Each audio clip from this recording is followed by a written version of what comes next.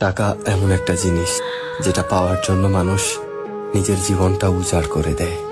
মানুষ বলে যে টাকায় সবকিছু হয় না, কিন্তু সত্যি তো এটাই যে বর্তমানে টাকা ছাড়া মানুষের কোনো অস্তিত্ব নেই। হাসপাতালের অসুস্থ মানুষটা জীবনে বাঁচা মরার সাথে লড়াই করে চলেছে, কিন্তু ডাক্তারের প্রথম কথা হলো যে আগে টাকা জমা করুন, তারপরে চিকিৎসা হবে।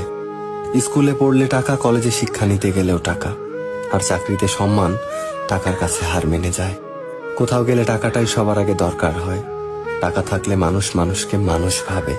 টাকা ছাড়া মানুষটা যতই সৎ সহজ ভালো মানুষ হোক না কেন, সমাজ সে মানুষটাকে অবহেলা করতে শুরু করে।